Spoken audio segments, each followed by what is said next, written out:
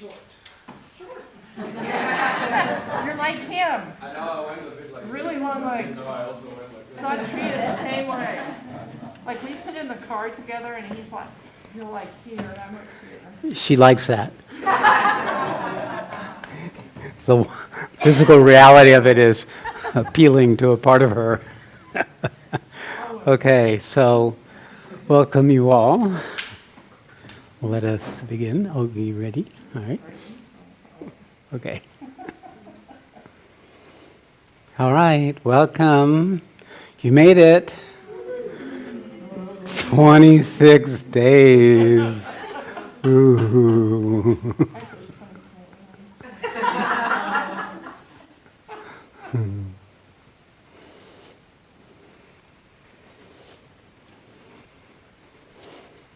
And all those, okay, thank you. Thank you. Namaste. Namaste. And how many on remote today? We have 12 people. All Okay. right, welcome. It's a shared power situation, learning to co-collaborate. So if you want to understand the essence of human relationship, it's this negotiations, right? What? There's no negotiation. It's my way. But when, My way or the highway. yeah, she's figured out how to have We figured it out. unchangeable position that forces me to adapt. So there's no Does anyone doubt. really believe that? She's the one who hasn't yet fully believed it. She's learning her power. Scary. Okay. So, you did it. And the thing to know is that something in you had the faith, had the resolve, had the aspiration or longing to get you here and keep you engaged in the process. So in a very real way. Oops, sorry. Keep talking. What dropped? Oh, it's just that time. Yeah. You did it. You did it. But what part of you did it? What's the quality of that which did that, which is here with you now? Getting through all the subterfuge and all the distortions and all the veils and all the pieces of our own long running story about ourselves and the world and what's possible. What is it that's here? See, the outcome of this is discovering a source of, you could say it's both power and freedom to come into existence as a conscious choice, no matter what is arising. Now, we helped show this to you by creating a context and creating a structure, an everyday structure, where you were just busy enough that you couldn't get into too much trouble. Because what we want to do is not bring forward the mischief as much as the truth. You want to find the mischief, but you don't want to let it run you. So the idea of being able to recover your power is that which is still the compromise of your powerlessness, where you have sold out that innate freedom and choice for a pattern of believing or feeling or deciding that you really didn't have a choice about. It's reclaiming that essential freedom, power, truth, love, and with it the choice to keep coming into creation aligned with that truth of yourself. So that is where we encounter the resistance, is where we encounter the fact that something is rising and we don't know what it is, but instead of trying to compensate for it or push it away or explain it, we stay with it. We discover its nature. Even if we can't get clarity initially. This is what we do. And this structure is providing your soul, your being, a place where it can incubate and come forward with greater authority in your person, in the who you are.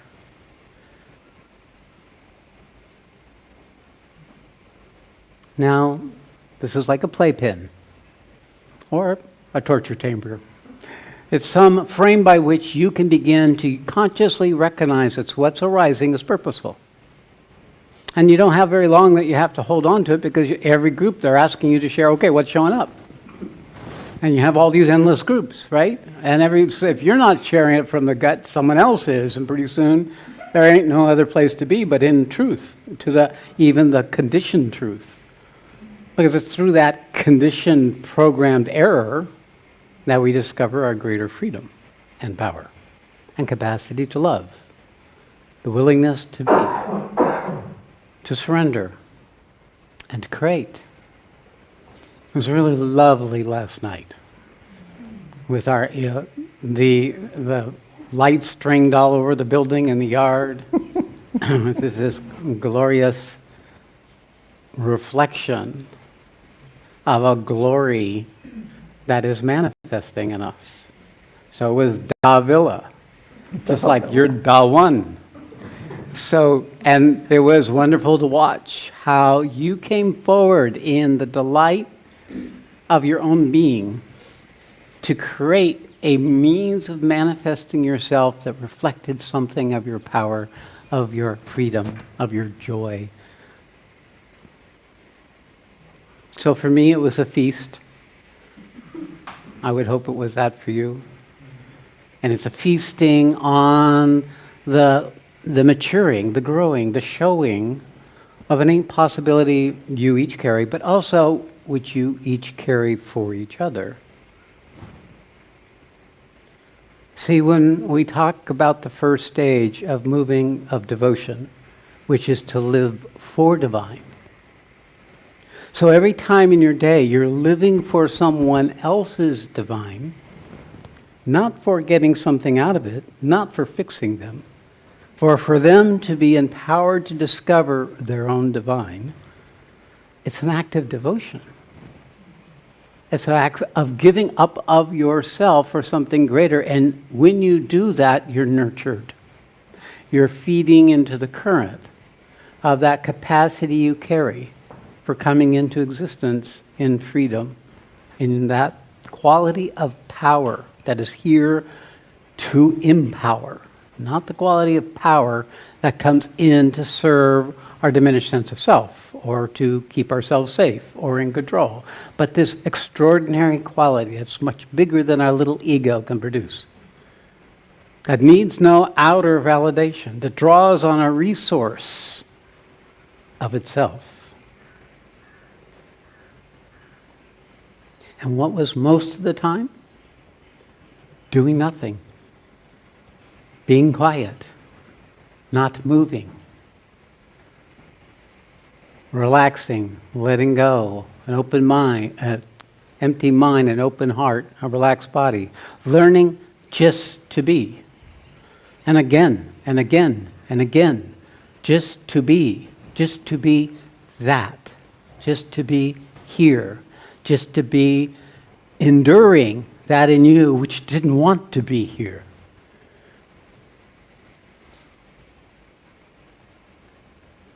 I was watching the Sergeant of Arms, I don't know what the exact term of it, in the Senate, when he was speaking the ground rules in the Senate. They're now in the battle, truly in the battle.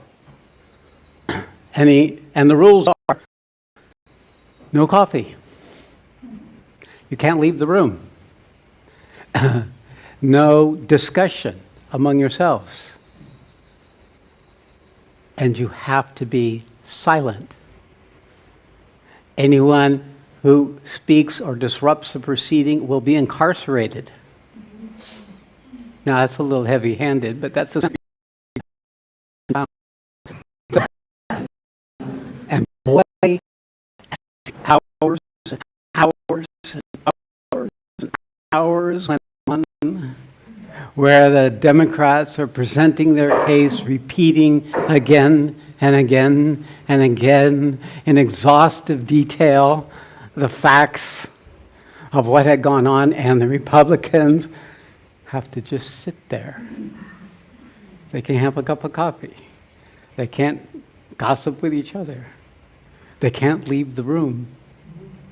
Now, if I had designed a place for truth to manifest, there it is.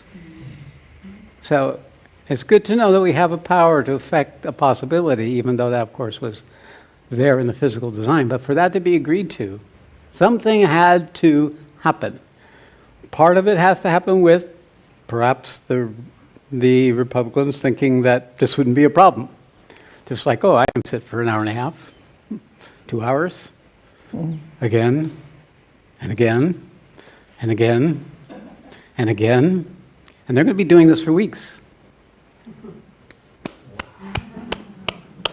I assure you, it is going to be the environment where truth will be screaming, and it will hurt if you're not able to be aligned with it. Now, most Americans won't stay with this.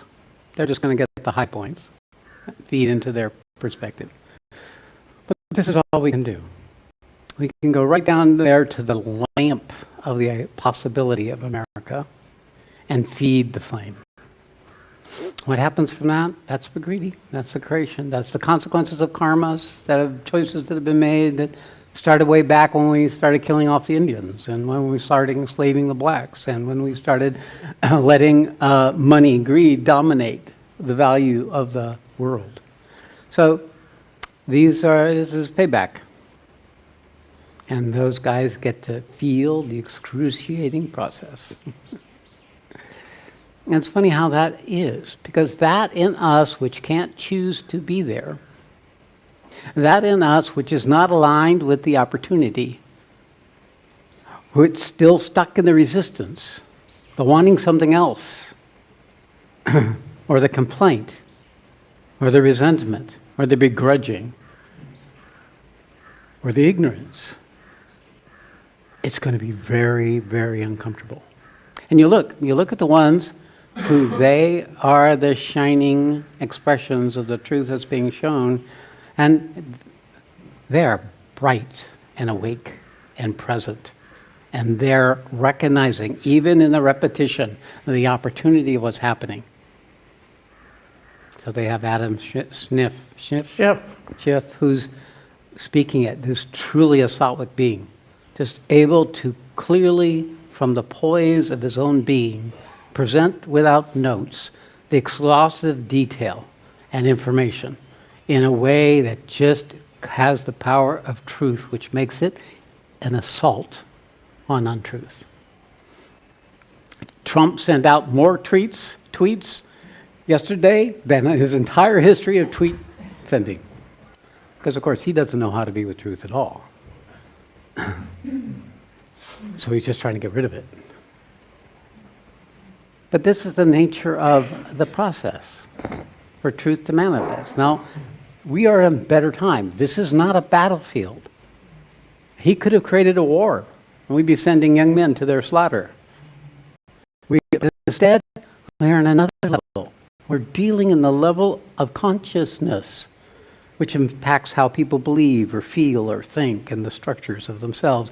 And it's not the battlefield of who has the largest armament. That's part of an old age. That's a part of an age that's going to become more and more irrelevant. I hear they're selling missile silos for condos, $420,000 each. So it's like converting a sword into a plowshare. So we are actually in that age. We're actually in the age where the collective consciousness is tired of all this bullshit. It wants to be able to be free to live its own life, to travel its own journey, discover the error of its own ways, without all this outside chaos.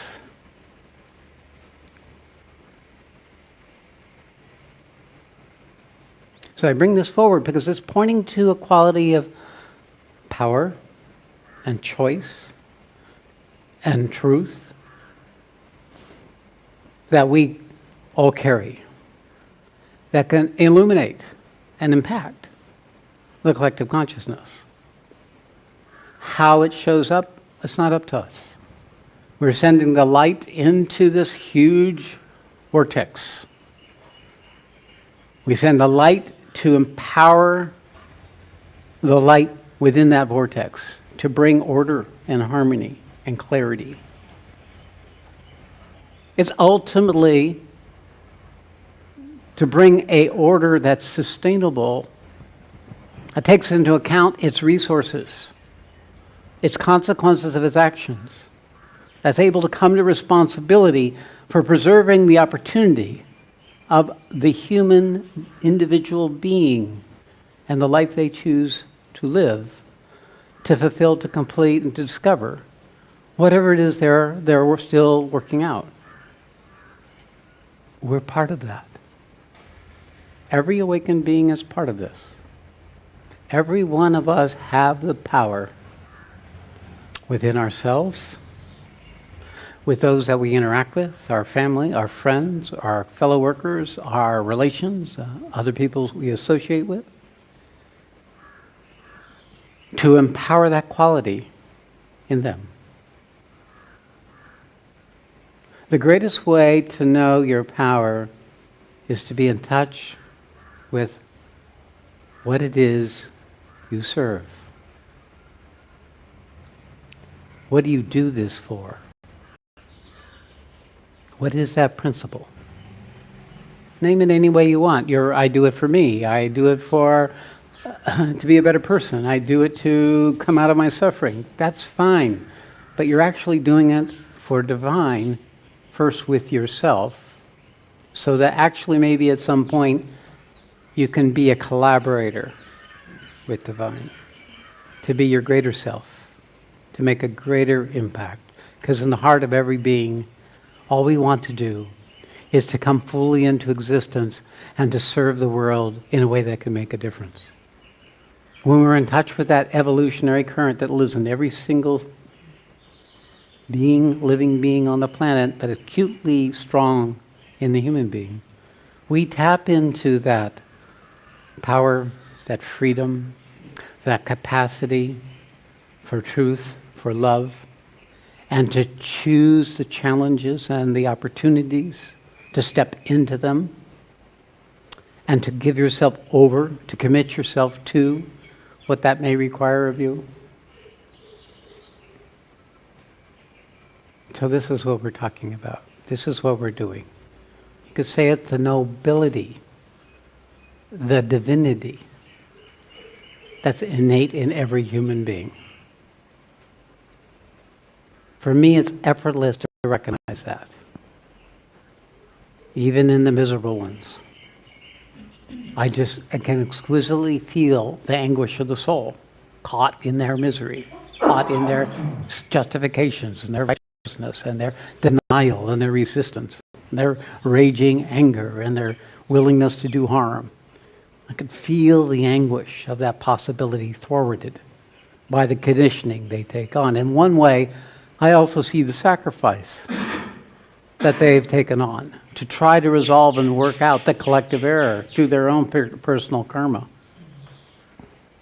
So that even those who caught in ignorance have this same nobility and are actually struggling to find a way to gather their strength to be able to make a difference, to do it for something more, be it their family, be it for their community, be it for the world. So we change the world by doing what you're doing, by committing ourselves to a process, by living in a way where we choose this as a means by which we can align ourselves more with that primordial, that foundational principle of evolutionary will that draws its strength from that original principle of Sat, or Asat, to come into existence. So last night, it was a piece of heaven on earth. we created for some moments. The delight and the opportunity of being together. And in the recognition of that quality in each of us that is free, that has the power, that can choose, that can create, that can shift a reality and bring something forward that is truer, more connected, more beautiful, more perfect than what would otherwise be there. All poetry, all singing, all mantras, all dance, even stand-up comics.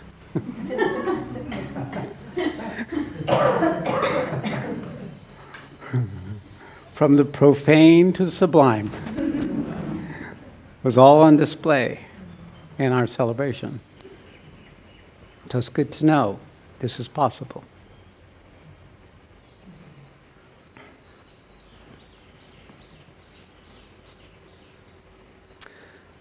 And for some of us, it's redemption. For some of us, it's that moment of touching that quality of our being that forgives all our sins, that can let go of all our errors, of all our stories and contractions. And in that moment of redemption, we're tasting the elixir of yourself. So we're redeeming something. We're lifting something up from a lesser condition. We're learning the structure, the tools, the efforts that's requiring to be able to become more and more effective in this process of redeeming.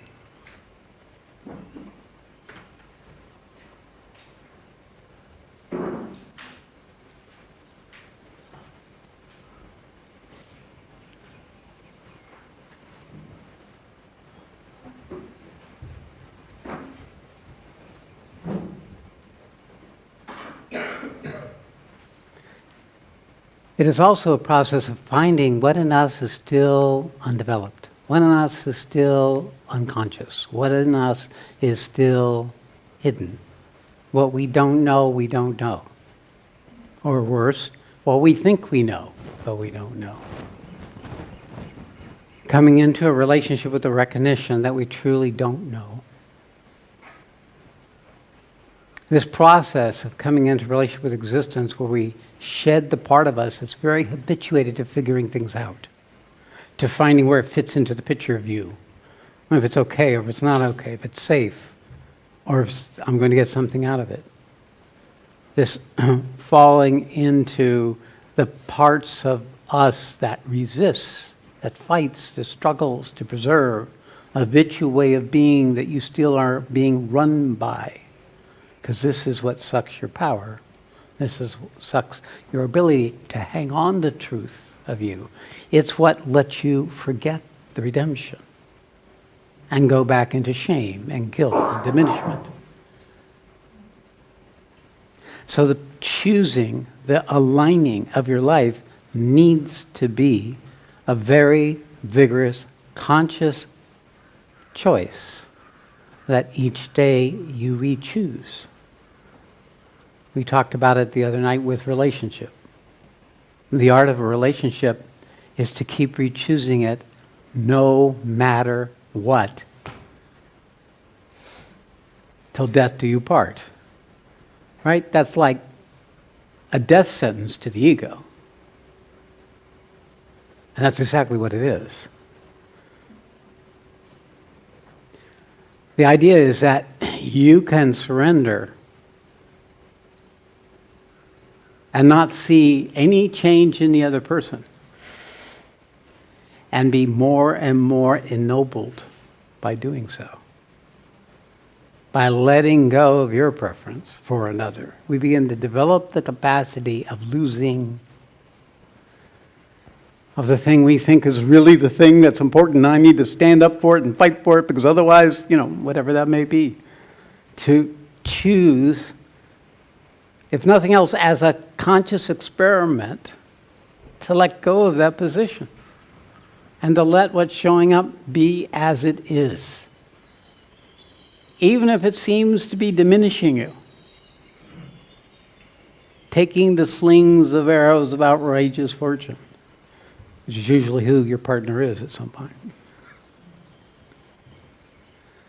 This is how we grow, how we mature. We mature the more we're able to bring our soul, our freedom, our truth, our power into existence. Nothing can burn this. Nothing can limit this. Nothing can diminish this quality of the truth of you. It has nothing to defend. I had a situation where I was being accused of all these kinds of things, and I looked inside of myself and I said, I have no place to defend myself.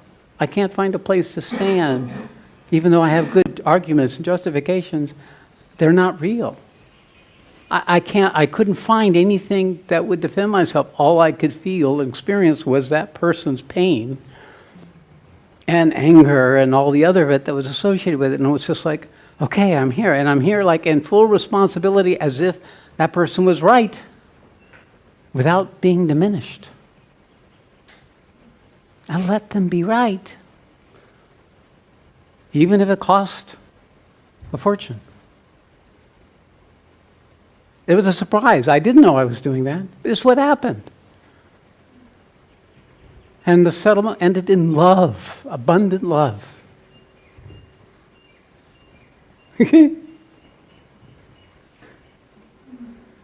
So through the defeat we won.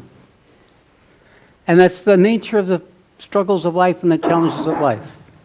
I mean, I could have rested in my samadhis. I could have had 5, 10, 15 people come by periodically and not have any structure. Been no diminishment for me. But I chose to do this. Satyamai joined me and she chose to do this. And we constantly are now in the state where the choosing is automatic. Because for you, it may be going back home, but for us, this is our home. This is where we live. We live in these events, these created opportunities. We live in this continuous unfolding of a structure that allows the opportunity of this discovery to occur. So there's no question anymore what we're doing. We're not doing it for. Maybe there are times we're doing it with, but we actually are doing it as that divinity. Because it's in that constant using of that muscle, the choosing and the freedom and the staying with the process and not being defeated by it, that essential reality has been able to find a voice, has been able to come into being, can be a demonstration, can make it real for people who are open to it but have not yet been able to establish it for themselves.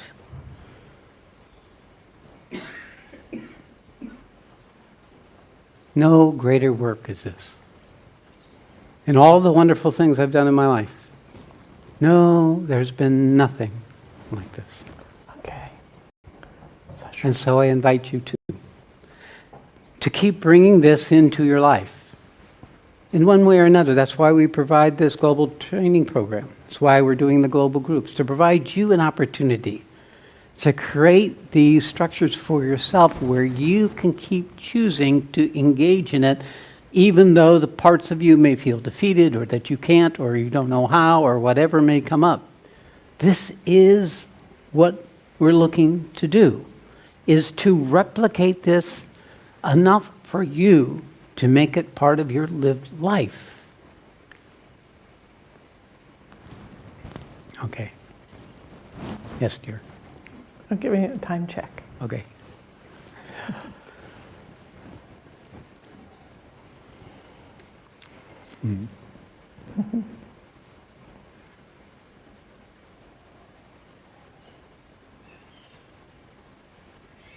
This is what the universe came up with for today, for you. Just to remind you of the context of what we're doing and what we can be for each other.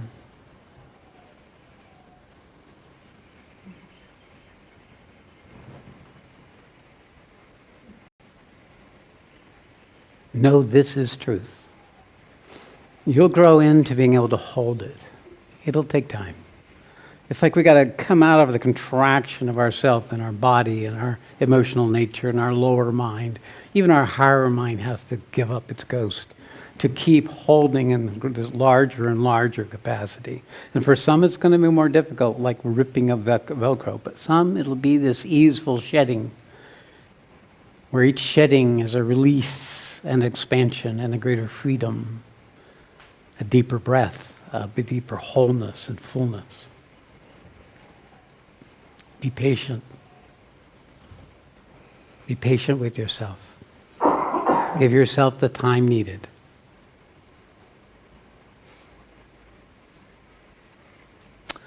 Okay, well, that's my completion message. So I'd like to give you guys a chance, any of you who feel that'd like to come up and just share what's there for them, to do so.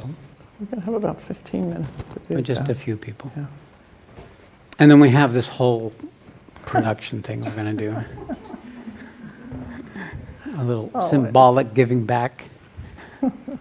So that you can have something you can take with yourself. I would say that if those who are leaving, Ah. you have something you'd like. Who is leaving? Raise your hands. You're probably leaving next few days, right? If not today, Tomorrow.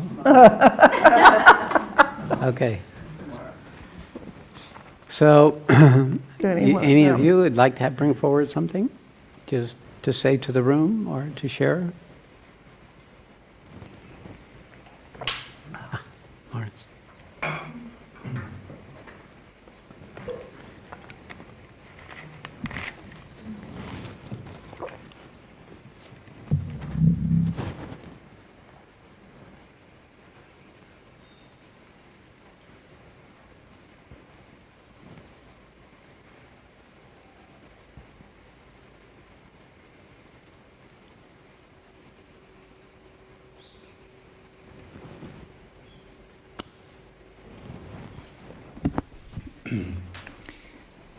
I just wanted to say how rich it has been for my soul to be in a community this mature, this dedicated,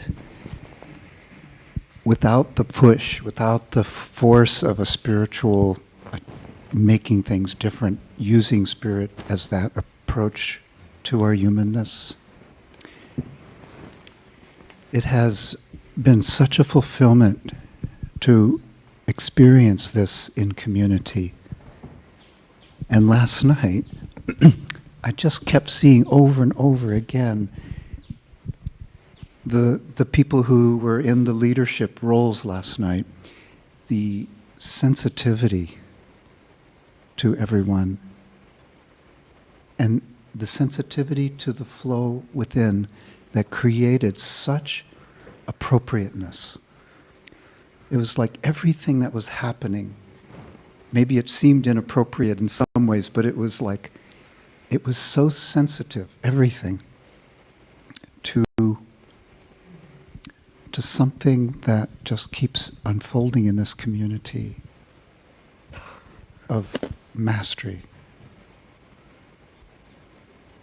And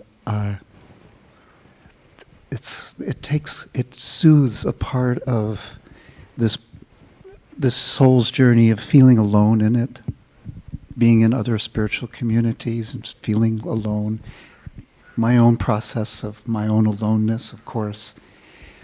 But what a gift when something gets recognized of this nature. And what you spoke to,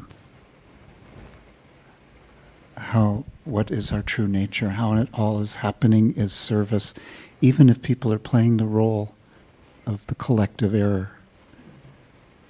What kindness, what inclusivity. Thank you. Thank you.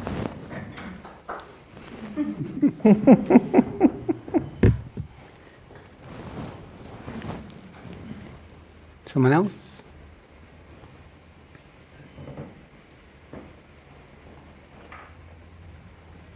If you want to know, yes, Bridget, come on. So the nature of completion, what's it feel like? Gratitude. And the recognition of something to be grateful for.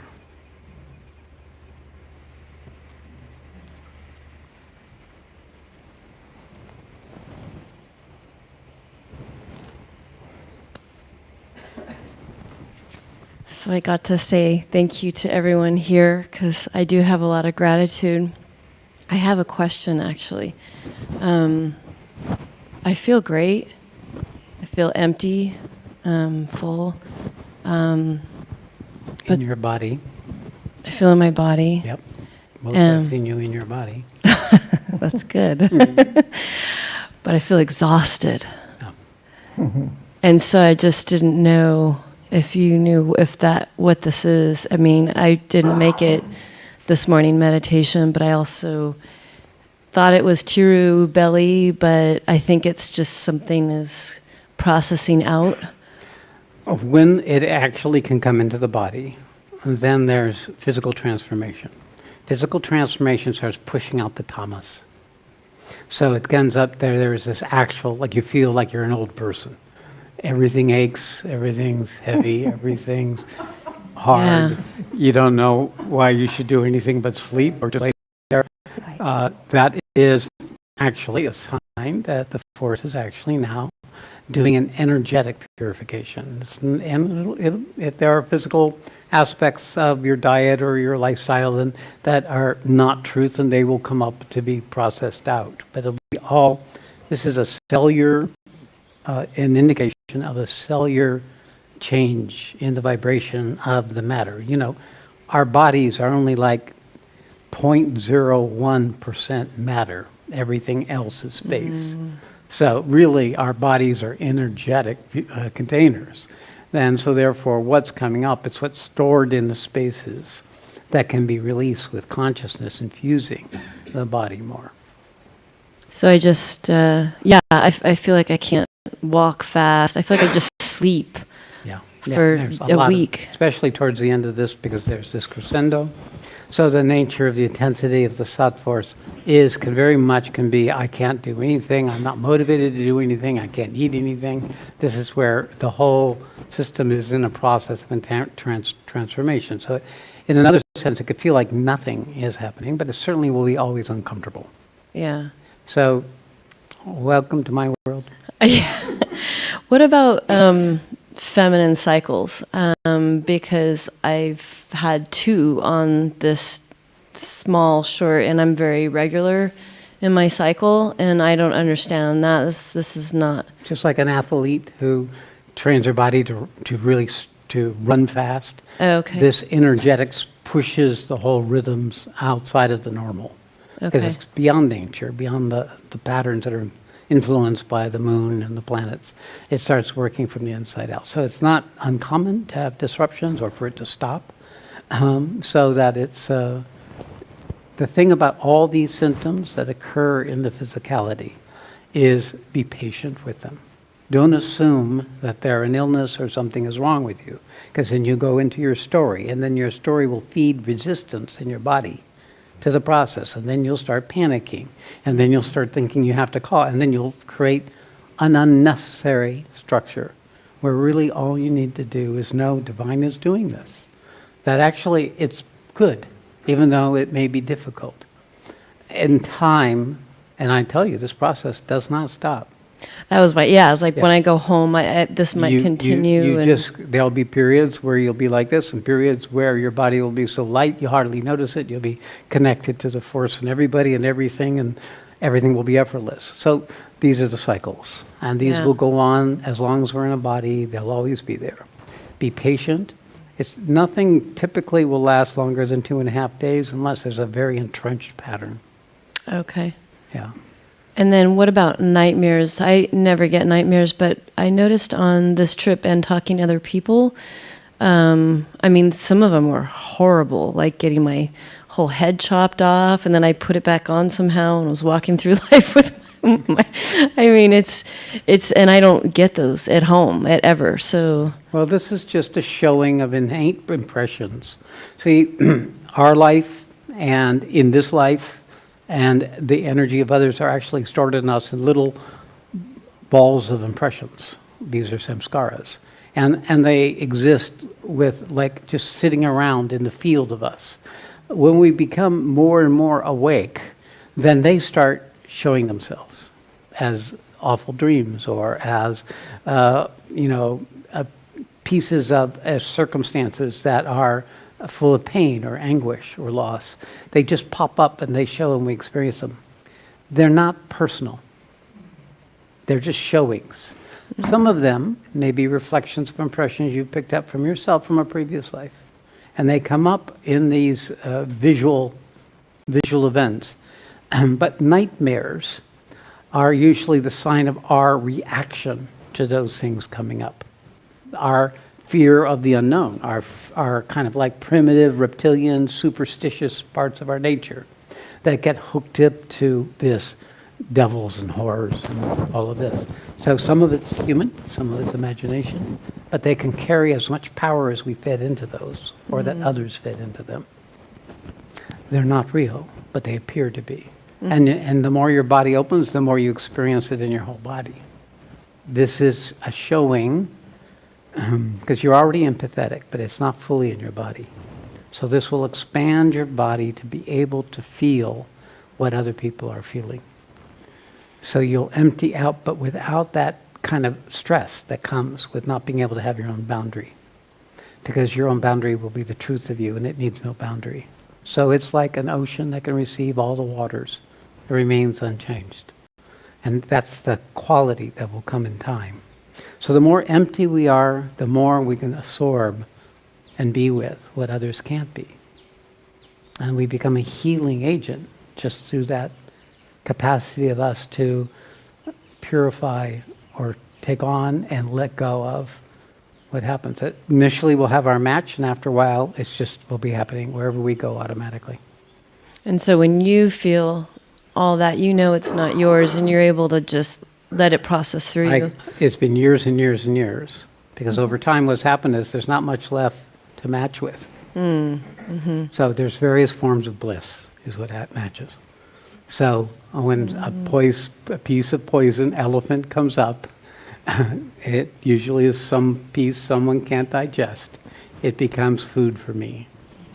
So this does happen. So in somebody's elephant, you feel as bliss. Yeah, it becomes, well, there's the point of recognizing there's elephant going on, being digested or being eaten or being eliminated, and then there's the bliss. So I have to, the nature of learning to trust these processes and not assign importance to them, to know that there's a long thread of preparation that you have to go through when the body awakens and we become more capable of becoming, you could say, eating elephant. Nobody wants to eat elephant. So the universe holds as precious those who can, because otherwise we get overtaken by elephants. Yeah. No, this is a really good information, because I was always taught when you feel taking somebody else's energy, ground it, or to put this bubble of shield around you and all this stuff to block it. Interimly, for the developing ego, that's good. These are the psychic schools that teach you how to protect your own space. But when you come to the awakening, when you've awakened, then those you only use when you can't be with something arising and you're holding on to your own authority. So then you use it. But otherwise, you want to let these things just come, have their time, and pass through. And the more you do that, how do you know it's working? Because there will be a greater peace, a greater sense of presence and authority and freedom. So, or love, bliss, literally bliss. When the body can eat something, it's bliss. So fucking much bliss. It's bliss and bliss and bliss and bliss. It's uncomfortable to be in this much bliss. So it is training yourself over years. This is no shortcut. You don't want to be a shortcut, because it would destroy the possibility of you as an individual being able to collaborate with it. You want to give it its time. It has its incubation period, then it has its time when it starts expressing, and then life brings you the opportunities, and they are coming for you, Bridget. The opportunities. Oh, yeah, I know. Yeah. by which you will then expand that part of you that felt she had to protect herself. And see, that's the error. You don't need to protect yourself. What you're trying to protect is the thing you're actually trying to get rid of. So learning to be vulnerable, learning to open up, learning to be as authentic as you can be in any one situation trains us to go counter to that contraction, that withdrawal, that need to protect. See, it's the reverse of what our ego has taught us, what our parents have taught us, what our society has taught us, what the world has taught us.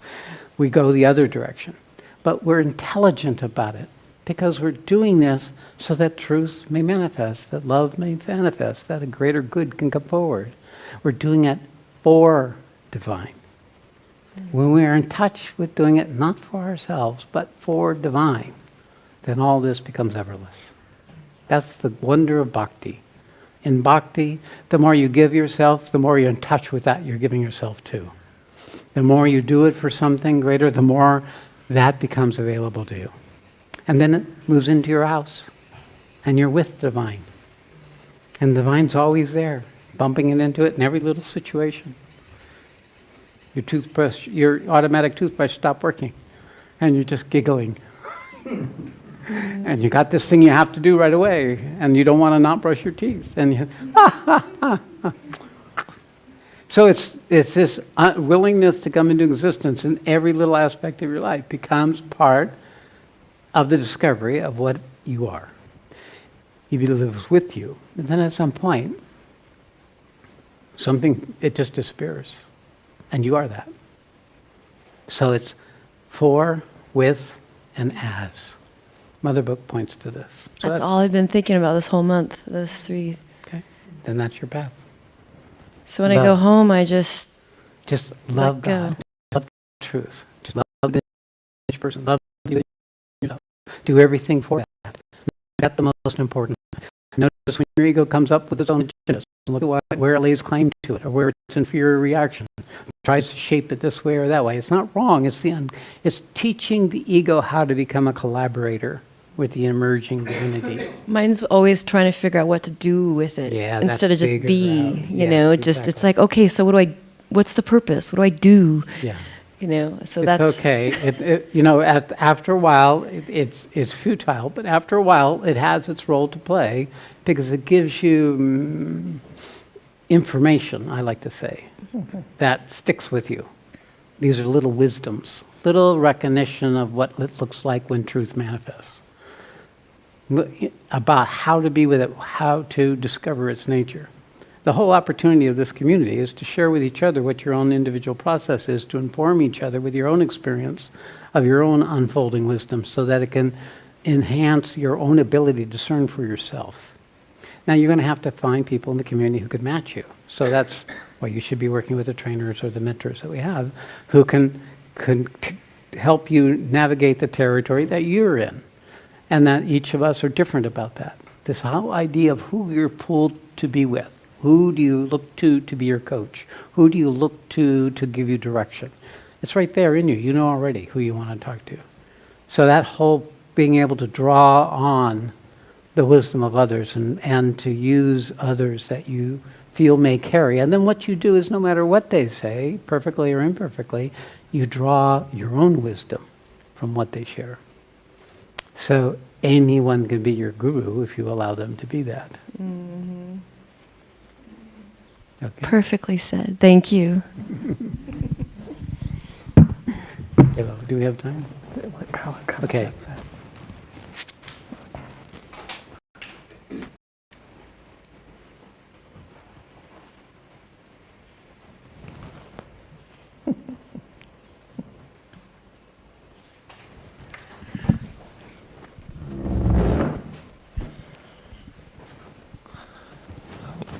I want to say thank you for these 4 weeks and for the situations that I've been pushed into to experience myself in this way. It's been really beyond my imagination in the beginning. Even though outwardly it hasn't been like other retreats. but I feel like my mind I'm not sure if it's my mind, but kind of need for some information to fall into place. And it's a little bit about what Bridget shared about dreams and about when some things are not really real, or it's kind of in the imagination more. So I tend to have a lot of these symbolic dreams sometimes, and I really feel like they're guiding me. The other day, They're what? guiding. Gagging? Guiding. Guiding. Guiding. So the other day I had a dream where my shit was turned to gold. That's what I realized afterwards, and it was served on like a platter or something. in Yeah. front of me. This is what digested elephant looks like.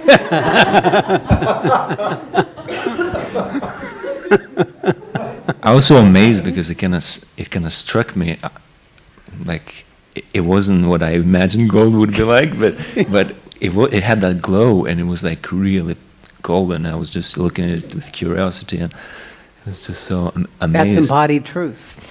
Embodied truth is digested shit.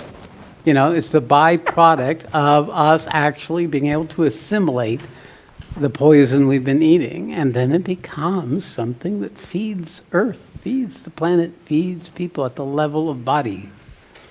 So, yeah. But it came up because I want to trust this. I want to know how to trust that. So you take everything with a grain of salt. It shows you. If it strikes you, then it's a showing of something that you need to attend to. But it's not about this. Don't use this. Just be with it. Check, look through it through your awareness. Look through it through your heart. Look through it your belly. Let all these forms of gathering information, and just let it speak as you hold it. So the revelation of golden shit, right? If you just sat with that, I mean, it's humorous, of course, but it is actually trying to point out that you are serving the highest function when you can eat the poison, when you're in your worst self, when you're meeting the thing that you hadn't been able to be with, when you're in your anguish, when you're in despair, when you're in your hopelessness, when you're in whatever is the confusion, that it is showing you are digesting it, and you're converting it into something that has an inherent truth. That's what asat is. Asat is the sat in matter, in the content, in the story, in the resistance, in the negativity, in the self-diminishment, in the shame. The more we learn how to meet it, it converts into this golden nurturance, this means by which you are nurtured and others are nurtured. These are your wisdoms. So this is the weakest too, Kalo. I know we all go through our lives trying to figure things out. And that's why imagination becomes such an extended thing, because we go from our intellect and our mind into our psychic body. And we start creating stories and structures. That's all our movies are, all our books are, all our poetry is coming out of the individual intellect and going into this ethereal world of imaginings. And there is infinite. Anything you can imagine it's an endless arena of imaginings. So they don't have any effective, immediate purpose, but they tend to comfort us or distract us or keep us feeling that we're doing something important. So I've met many people who they feel they're making a difference in the subtle world. But the subtle world doesn't need any fixing. It's often just a spinning out of this lived life. The world where it makes a difference is the embodied world, your embodied world.